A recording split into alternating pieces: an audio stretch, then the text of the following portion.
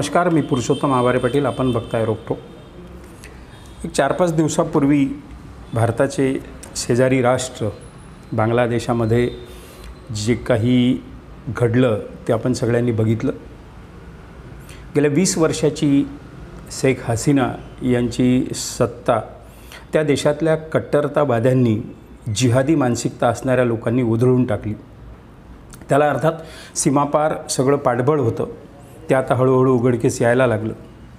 अशी वाईट अवस्था एखाद्या देशाच्या पंतप्रधानाची व्हावी आणि त्या घटनेचे व्हिडिओ जे जगासमोर आलेत ते सगळं बघता एक आपल्याला लक्षात येतं की जगभर जिथे जिथे इस्लामिक राष्ट्र आहेत त्या इस्लामिक राष्ट्रांमध्ये जे जे काही त्यांच्या धर्मग्रंथात लिहिलेलं आहे त्याच पद्धतीने अगदी सकाळी उठल्यापासून तर रात्री झोपेपर्यंत ज्या आज्ञा धर्मग्रंथात लिहिलेल्या असतात अगदी त्याच पद्धतीनं राज्य कसं चाललं पाहिजे, राज्याच्या सत्तेवर कोण असलं पाहिजे, इथपासूनच्या सगळ्या धर्मग्रंथांच्या आज्ञाचं पालन होते. मुळात बांगलादेशच्या पंतप्रधान शेख हसीना ही एक स्त्री त्या पदावर असणं हेच मुळात इस्लामिक मानसिकता असणाऱ्या समूहाला आणि अनेक देशांना न आवडणारी खटकणारी गोष्ट होती. कारण इस्लाममध्ये एखाद्या राज्याच्या किंवा देशाच्या सत्तेवर महिला असणं याला फार काही आनंददायी मानलेलं नाही, त्याला अतिशय वाईट मानलेलं आहे.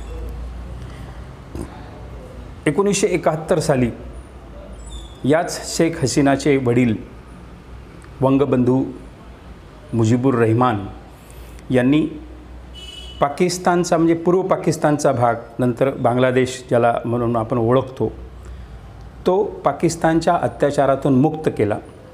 त्याला भारताने मोठ्या प्रमाणावर मदत केली. त्या काळी इंदिरा गांधी पंतप्रधान होत्या. भारताने तिथे शांतीसेना पाठवली आणि मोठ्या प्रमाणावर मदत करून बांगलादेश निर्मितीमध्ये अतिशय महत्त्वाची भूमिका बजावली.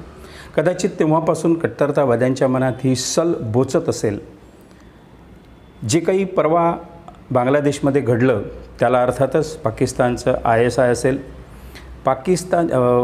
बांगलादेशची जी बांगलादेश नॅशनल पार्टी आहे, खलिदा झिया यांची जी पार्टी आहे ती पार्टी जमाते इस्लामी आणि ISI या सगळ्या कट्टरतावाद्यांनी कदाचित त्याला चीनचं, अमेरिकेचं सगळ्यांचं पाठबळ असेल, शेख हसीना यांची सत्ता उलथून टाकली. हे अचानक घडलं नाही.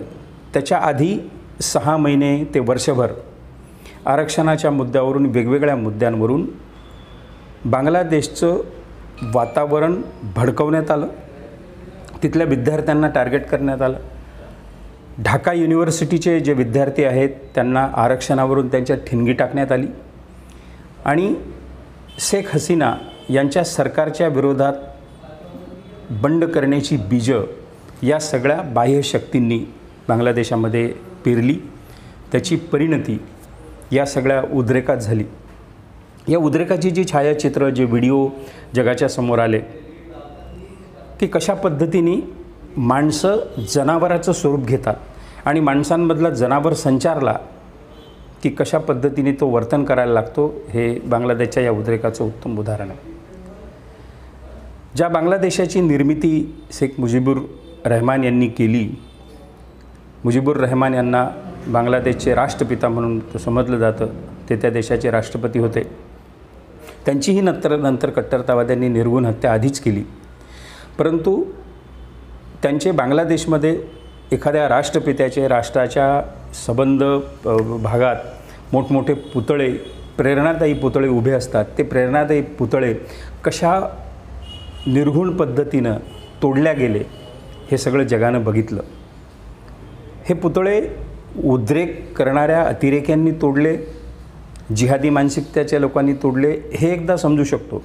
परंतु अनेक पुतळे तोडताना त्या देशातली, बांगलादेशातली मिलिटरी स्वतः हातोड्याचे घाव त्या पुतळ्यावर घालताना दिसत आहेत.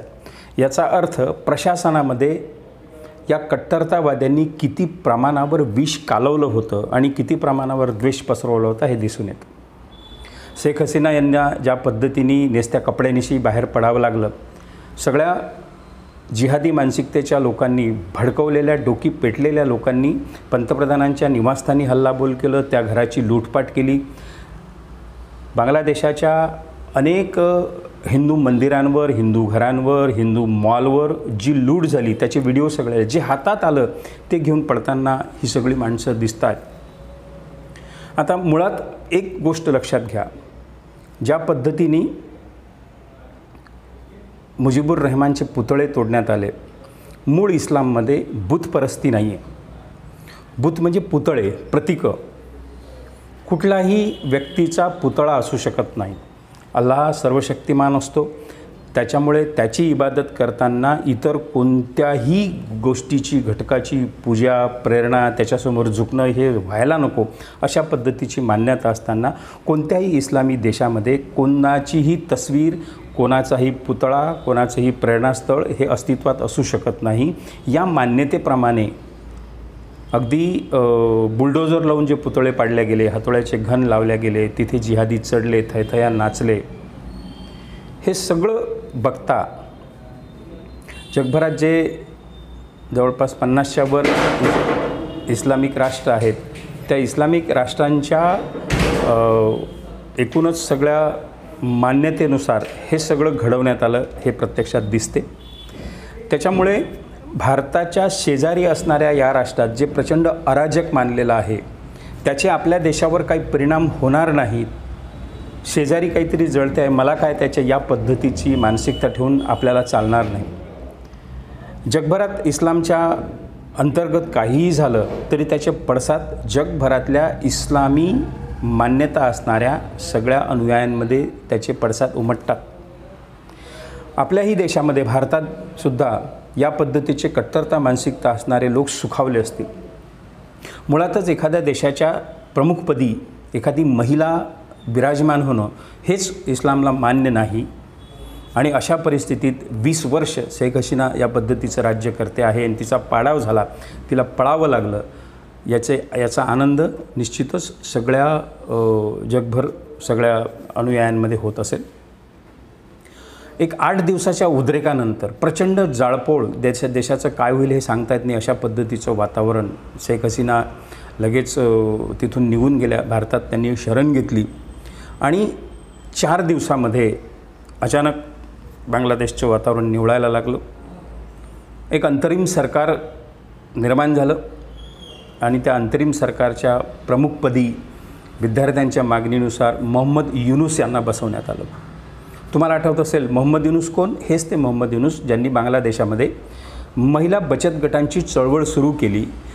हळूहळू त्याचा एक मॉडेल तयार झाला, ते जगभरात पसरलं आणि याच मोहम्मद युनूस यांना या महिला बचत गटांच्या चळवळीसाठी आर्थिक बचतीची प्रेरणा देणारं जागतिक दर्जाचं नोबेल प्राईज मिळालं. हे नोबेल प्राईज विनर हे शेख हसीना यांचे अत्यंत कट्टर असे विरोधक समजले जातात.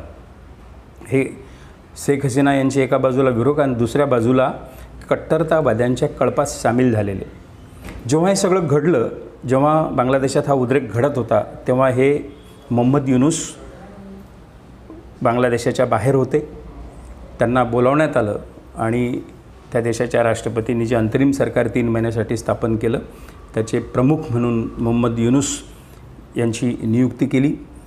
3 महिन्यात कदाचित लोकशाही पद्धतीनं, अर्थात म्हणायची गोष्ट आहे लोकशाही, तिथल्या अशा कट्टरतावादी राष्ट्रांमध्ये मिलिटरी मोठी पॉवरफुल असते, सैन्यदल पॉवरफुल असते. पाकिस्तानातली उदाहरणं आपण बघितलेले आहेत.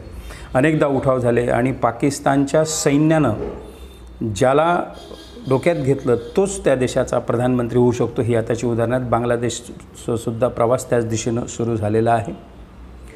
हे जे काही उद्रेक आणि या पद्धतीचं जनावरांनासुद्धा लाजवेल असं कृत्य एखाद्या देशात होणं, याने कदाचित आपण भारताचे लोक आनंदित झाले असू, कारण ते बाजूचं राष्ट्र आहे, मुसलमान राष्ट्र आहे. परंतु शेख हसीना यांनी मुजीबुर रहमानच्या नंतर त्या देशाला रॅशनल करण्याचा हळूहळू प्रयत्न केला, पण कट्टरतावाद्यांना तो आवडला नाही. आणखी एक गोष्ट अशी की या देशाचं राष्ट्रगीत रवींद्रनाथ टागोर यांनी लिहिलं होतं. रवींद्रनाथ टागोरांनी भारताचं जनगणमन हे राष्ट्रगीत लिहिलं. कदाचित जगातले रवींद्रनाथ टागोर हे एकमेव व्यक्ती असतील की ज्यांनी 2 देशाचं राष्ट्रगीत लिहिलं. परंतु हे राष्ट्रगीत लिहिणाऱ्या रवींद्रनाथ टागोरांच्या पुतळ्यांची सुद्धा बांगलादेशामध्ये या उद्रेकाच्या दरम्यान काय परिस्थिती झाली, काय हालत या कट्टरतावादी जिहादी मानसिकतेच्या लोकांनी करून ठेवली, हेही आपण लोकांनी पाहिलेलं आहे. ज्या पद्धतीने मुजीबुर रहमानांचे पुतळे अत्यंत निर्दयपणे फोडण्यात आले, तोडण्यात आले, तीच हालत रवींद्रनाथ टागोर म्हणजे राष्ट्रपित्याच्या पुतळ्यांना यांनी सोडलं नाही. राष्ट्रगान लिहिणाऱ्या रवींद्रनाथ टागोरांच्या पुतळ्यांनासुद्धा सोडलं नाही. जिहादी मानसिकता, कट्टरतावादी मानसिकता जेव्हा मेंदूत जाते आणि मेंदूचा संपूर्ण ताबा घेते, तेव्हा या देशाचं हित, आपलं हित आणि एकूणच समाजाचं हित कशात आहे हे दुय्यम बाब होऊन जाते आणि धर्मग्रंथातल्या आज्ञा सर्वोच्च व्हायला लागतात. बांगलादेशामध्ये तेच घडलेलं आहे. पुढच्या काळामध्ये या देशामध्ये काय होईल, त्याचे परिणाम आपल्या देशावर शेजारी राष्ट्र म्हणून भारतावर काय होईल हेही महत्त्वाचं आहे. बांगलादेश आणि भारताचे संबंध अतिशय मधुर राहिलेले आहेत. सातत्याने शेख मुजीबुर रहमानांपासून तर शेख हसीना यांच्यापर्यंत अतिशय चांगले संबंध आहेत. भारताचे माजी राष्ट्रपती प्रणब मुखर्जी यांची मुलगी जी होती शर्मिष्ठा मुखर्जी यांनी जे पुस्तक लिहिलेलं आहे, त्या पुस्तकामध्ये शेख हसीना आणि प्रणब मुखर्जी परिवाराचे जे संबंध, घरगुती संबंध होते, त्याचं विस्ताराने छान वर्णन केलेलं आहे. भारताच्या प्रती अतिशय चांगले संबंध असणाऱ्या शेख हसीना अगदी बालपणापासून भारतात त्यांना आश्रय कसा मिळाला, प्रणब मुखर्जी यांच्या परिवाराशी त्याचे कसे संबंध होते, शेख हसीना त्या देशाच्या पंतप्रधान असतानासुद्धा प्रणब मुखर्जी यांच्या घरच्या कार्यक्रमामध्ये सगळा प्रोटोकॉल तोडून एक पारिवारिक सदस्य म्हणून कशा सहभागी होत होत्या याचे सुंदर वर्णन शर्मिष्ठा मुखर्जी यांनी एका पुस्तकात केलेलं आहे. भारताशी आंतरराष्ट्रीय संबंध असो की इतर औद्योगिक संबंध असो, परराष्ट्रीय धोरणाचे संबंध असो, या सगळ्या संबंधांमध्ये मोठ्या प्रमाणावर एक दरी या निमित्ताने निर्माण झाली. उद्याच्या काळामध्ये कट्टरतावादी मानसिकता असणारं सरकार जर बांगलादेशात स्थापन झालं, बांगलादेश नॅशनल पार्टीचं, त्याला जिहादी मानसिकता असणारे लोक त्यात सामील झाले, ISI, जमाते इस्लामी हे सगळे घटक त्यात सामील जर झाले तर त्याच्या भारताच्या परराष्ट्रीय धोरणावर त्याचे दूरगामी परिणाम होतील.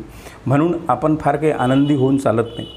शेवटी ज्या देशाचे आजूबाजूची राष्ट्र आनंदात असतील तरच आपण आनंदी राहू शकतो. हे सगळ्या जगभरातल्या अनेक उदाहरणांनी आपल्याला घालून दिलेलं आहे. उद्याच्या आपल्या या सगळ्या शेजारी राष्ट्रांमध्ये काय आपल्यासाठी वाढवून ठेवलेला आहे हा भविष्यातला धोका आहे. तो धोका टाळून या सरकारने उद्याची पावलं उचलली पाहिजेत, असं आपण प्रत्येकाने सुयश चिंतलं पाहिजे. मित्रो, आजच्यापुरतं एवढंच. हा व्हिडिओ आवडला असेल तर रोकठोक या चॅनलला सबस्क्राईब करा आणि या व्हिडिओला लाईक आणि शेअरसुद्धा करा. नमस्कार.